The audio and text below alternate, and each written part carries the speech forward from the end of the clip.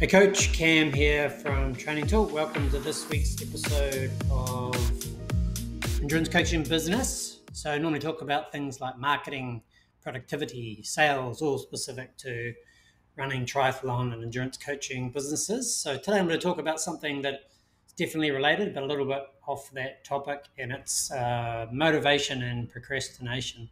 So how to boost motivation, how to avoid procrastination. So these things are important because when you're running a business, just like for me, and I'm sure it's the same for you, that it's quite easy to stay motivated and avoid procrastination in the things in your business that you love doing. So for me, that's writing code, being a software developer, some marketing stuff, but there's a lot of marketing stuff or sales stuff, accounting, all of these things that you need to do in your business that it's really hard to boost motivation for, and it's really easy to procrastinate. So I was listening to a podcast the other day by Andrew Huberman. So it's the Huberman Lab podcast. So Andrew's a neuroscientist. So he's a professor of neurobiology and psychiatry and behavioral sciences at Stanford University. And his podcast is really interesting. He talks a lot about health and fitness and motivation and these sorts of things around the science of it. So it really struck a chord with me because I've always found like the idea of motivation and procrastination like a bit of a mystery. I just sort of thought, you either have it or you either have the ability to not procrastinate and be motivated. We all know those people who seem to be endlessly motivated about everything that they do in their life. They never procrastinate. They've got a bias for action, and they're always motivated. So Andrew does touch on the fact that some people are just more motivated and less likely to procrastinate, but there are some things that you can do if you're not one of those people, and I'm definitely not one of those people. I do struggle, particularly with things I don't enjoy doing in my business.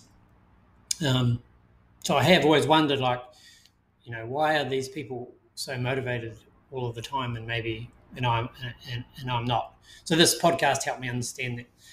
So his podcast, the episode is called Leverage Our Own Biology to Overcome Procrastination and Optimize Effort. So according to Andrew in the episode, so I'll link it in. So you definitely should go and listen to it if you find this interesting. I'm just touching on it here. And to be honest, some of the science stuff at the beginning I did find a little bit boring. But by the time I got to the end of it, it was worth it because it helped me understand everything else much better. So according to Andrew, the key to breaking free from the obstacles of maintaining motivation and avoiding procrastination can lie in managing your dopamine levels. So dopamine is a neurotransmitter, and it's responsible for motivation, pleasure, and reward. So all of these things that help us take action, which is the really important part. So we'll try and explore some strategies that I learned from the episode from Andrew to help us harness our dopamine fluctuations so we can overcome procrastination and stay motivated even for those things that we don't like doing. So a little bit about the science. I'm not going to go into it. Like I said, you should go and listen to the episode if you're really interested in the science behind it. A big part of this podcast is really practical. So that's what I'm going to focus on. So the short version of the science is that dopamine is the neurotransmitter. Did I say? Is that what it is? Let's just say yes, it is responsible for that feeling you get. The feeling you get when you're anticipating doing something that you enjoy doing, and you get like a boost of energy. Well, it feels like energy, but that's actually dopamine. The effect of dopamine in your brain. So the goal of that dopamine is when you're thinking about things that you want to do is to prompt you to take action. So then you can go and do that thing and be prepared for that thing, and it puts your body in a state where you can really be successful at doing that thing. And then when you do that thing, and it's fun and you enjoy it and it's rewarding, you get another boost of dopamine. So your dopamine peaks. And then, so dopamine works in waves. So if you think of it, the example Andrew uses is waves in a wave pool. So you have a baseline, your baseline level of dopamine, and then you have peaks, the peak in the wave, and then you have troughs and the troughs in the wave. So obviously the baseline is somewhere in the middle, and that's where you spend most of your time when you're awake, when you're living. And then those times where you feel super motivated or super rewarded from something that you've done, you're likely at one of your peaks. And then often after a peak, you can feel low. So you can do something amazing. For example, you've finished an Ironman triathlon race, and then often you feel great and you feel rewarded, you feel satisfied, and then often for a few days after that, you can start to feel really low. So that's when you can go into a trough. So troughs typically happen after a peak. So to me, that explains a lot because I feel like my motivation goes in waves as well. So sometimes I'm motivated, I do some work, I feel satisfied, I get more motivated, and then eventually I feel less motivated, and then I feel unmotivated. So other things to note that are important is that some activities produce steep and tall dopamine peaks, and those activities can result in a resistance to dopamine. So we'll talk about some of those activities in a bit that you should try and avoid, that it's really tempting to engage in those activities to get a quick hit of dopamine, but over time that's not going to help manage your dopamine levels. So those are typically the cheap and easy tactics, which we'll talk about in a second. But it's the difficult activities, so physical exercise, solving difficult problems, learning new skills, that will result in a less steep dopamine peak, but much more effective long-term at maintaining your dopamine levels. So before I jump into those two different things, I want to talk about another concept that Andrew mentioned. I found this really interesting and I experienced this quite a lot. So sometimes I jump in my van to go surfing on a weekday or early in the morning on the weekends to avoid the crowds, and I love it, and I feel motivated and I'm excited, and that's the initial release of dopamine, which is anticipation. So basically that feeling of anticipation is the dopamine coming. And then the concept is called reward prediction error. So then if I go surfing and I have an awesome session, so step back for a second. So before I go, I anticipate it and I have an idea in my head about how good it's going to be. So that's my prediction of how good it's going to be. So then if I go surfing and it is good or it's awesome and it's as good or better than I expected, then my body releases another dose of dopamine, and then so you get the high from the anticipation, and then you get another high where you reach your peak after the actual activity. The reason you get the second one is because of reward prediction error, where your prediction of the reward either meets or exceeds what you thought it was going to be. So the opposite of that is quite often I will go and it'll be too crowded, or the conditions weren't as good as I thought they were going to be, or I just don't have as good a surf as I thought I was going to be. And then I actually when I get out of the water and I drive home in the van, I actually feel low. And that's the reward prediction error is the difference between your expectations of how good it was going to be and how good it actually was. It's not actually how good it was. It's the difference between your prediction and the actual. So even if it was really good, and on a different day, you would have been stoked with it. If it doesn't meet your expectations, then you go down below your baseline. So that's just really interesting way to think about that sort of motivation. And you've probably experienced that sort of thing before, where things didn't not quite as good as they turned out, and you feel low, even though you still would have had a good time. Anyway, moving on. I just thought that was interesting. So let's jump into the practical side of this. So tools for life. So how can we leverage this knowledge now that we've got it? We want to increase our motivation, reduce procrastination, so we can really go after those things in life, business that we want. So first thing is tricks to maintain your baseline level of dopamine.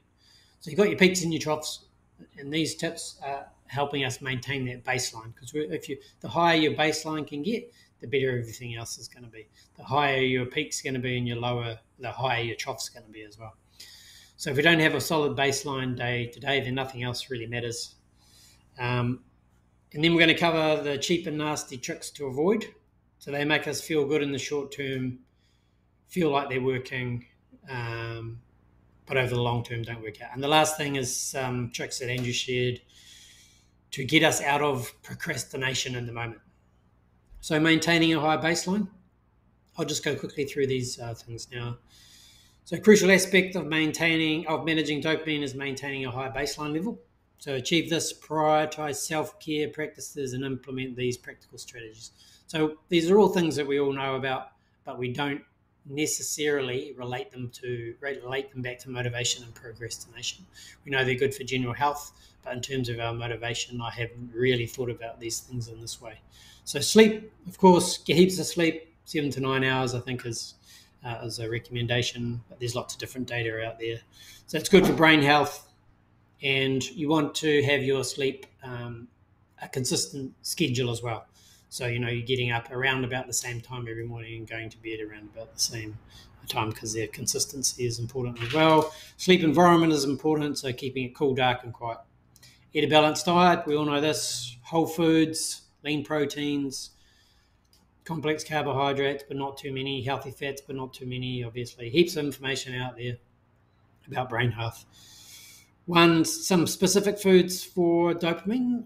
Tyrosine it's an amino acid. It's a precursor to dopamine, so I think you can get some supplements with that in it.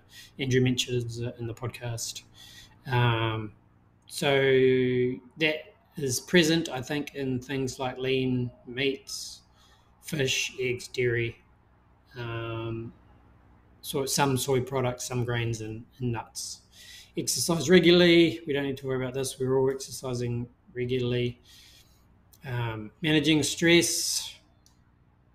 Let's just jump back to exercising regularly, really, because you can overdo it. You can be exercising too much, and if you're not getting enough rest, that'll affect your dopamine levels. So make sure you're getting enough rest. Managing stress.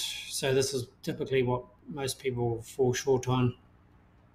So mindfulness, meditation, deep breathing exercises, yoga, all of these things that we know help to manage stress. So these help our dopamine levels as well. Stay socially connected. This is something that I fall down on quite a lot. Spend time with your friends and family, join social groups, foster connections, and experience positive social interactions, as many as possible in person. So as much of this, it's really easy to feel like you're socializing if you're just doing it online all the time, but it's a whole different level when you're socializing in person.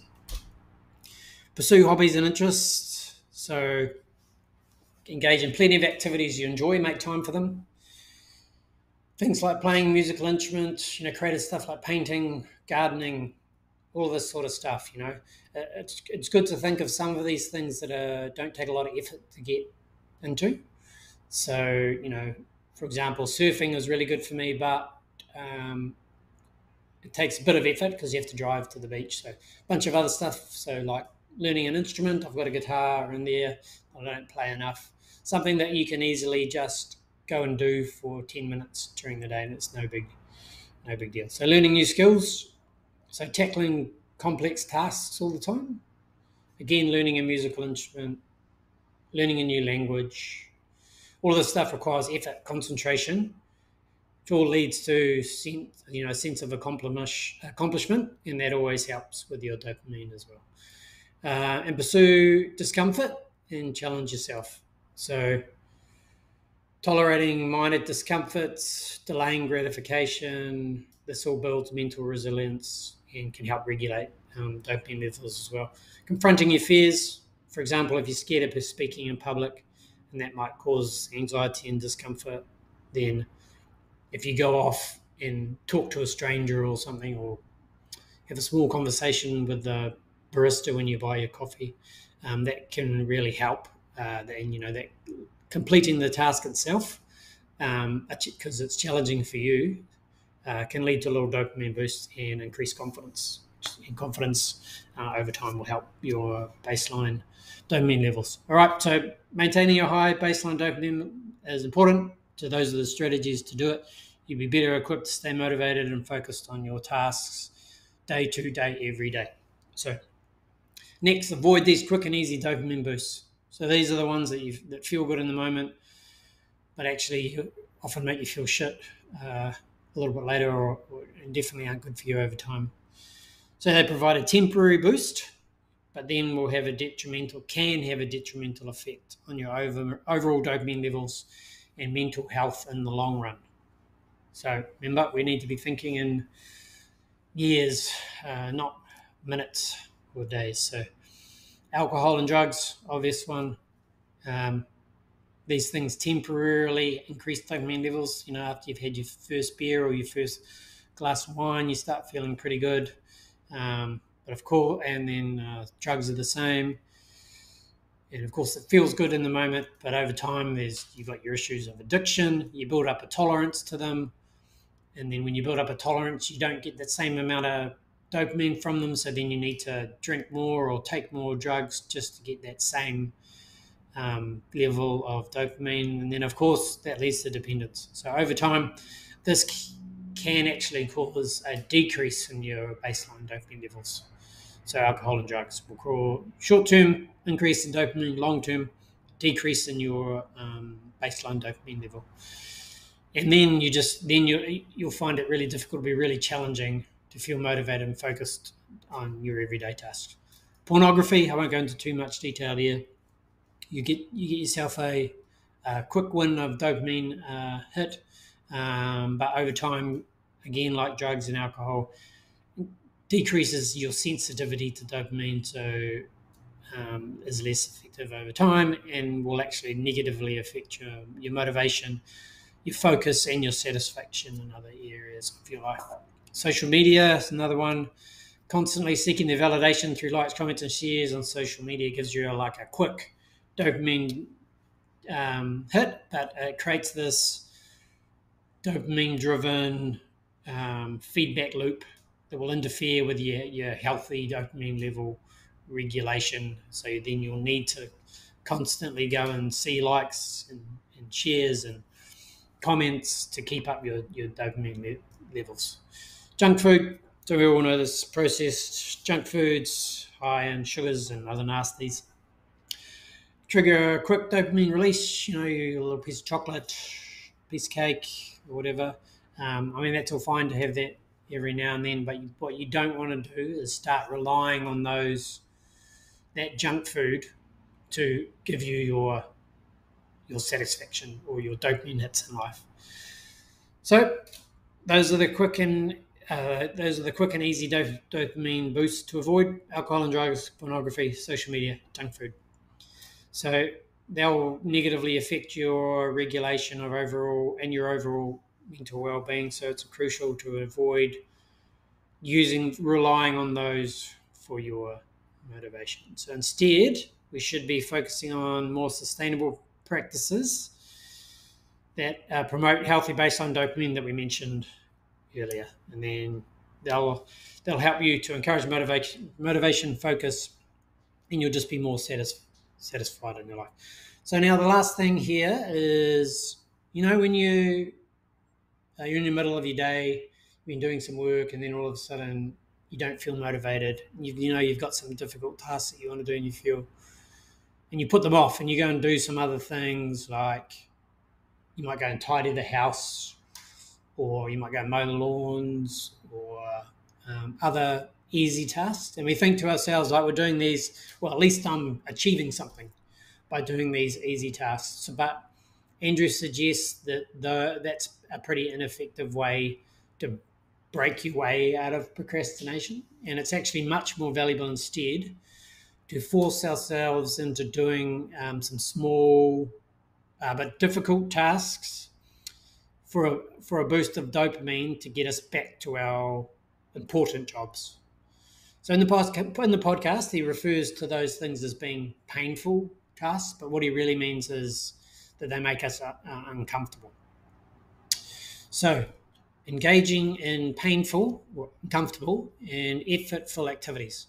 So these can help us break the cycle of procrastination and low motivation by stimulating a release of dopamine. So by engaging in these activities that cause discomfort in the short term, they can push your body and mind to adapt, and this will help overcome mental barriers and increase motivation in the moment. So if you're looking at things to do this, they really need to be things that make us recoil or feel really uncomfortable when we think about them. So those are the best things to go after, because it's a sign that we know they will be uncomfortable, so we know they'll be more likely to be effective. So some quick examples that Andrew used, I've had a few of my own. Cold showers or cold immersion, so that causes significant discomfort, releasing dopamine and pushing you out of that procrastination trough. High intensity interval training, so a few bursts of intense exercise followed by brief recovery periods that can challenge your physical limits in the short term, trigger a dopamine release. Social interaction, another quick one is to confront maybe your fear of interacting with strangers or something, smile at a stranger, or whatever it is that you find difficult. So if you find those things easy, then those are not the things to go after. And some other things that make you voluntarily in discomfort. So, just to build up that mental resilience will help you regulate your dopamine levels in the short term. So that's it. Create a short list of your own of these. You'll have your own things, painful, uncomfortable, or effortful activities to employ when you're feeling unmotivated or procrastinating. So these need to be easy to access, because it would be easy, I'll go off somewhere and do this thing, and then I'll come back later and do this work or something. They need to be easily accessible so you can quickly get out of your procrastination and into your motivation and jump back on the work that needs doing. Okay, so that's mostly it. In a nutshell, mastering dopamine management is all about finding the right balance. Keep up with the healthy habits to maintain your good baseline dopamine level. Avoid those quick fixes that mess with your ability to regulate dopamine long term, and use challenging activities to break free of procrastination in the moment. So like everything, this is a process. Might take some time, and I'm really going to try and work on this myself.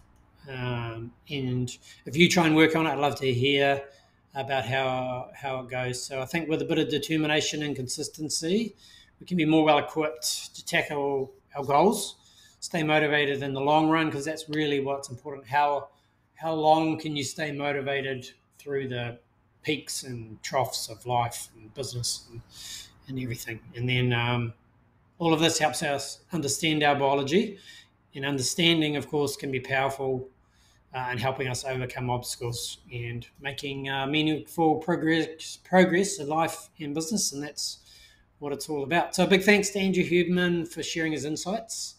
So leverage dopamine to overcome procrastination and optimize effort is the name of the episode of the Huberman Lab podcast. So if you haven't already, go and give that a listen.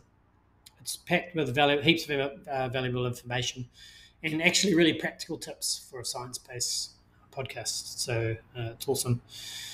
So let's go and put this newfound knowledge into action now. Start making some serious progress. Happy listening if you listen to the podcast. And here's to overcoming procrastination and boosting motivation. And I will see you again next week.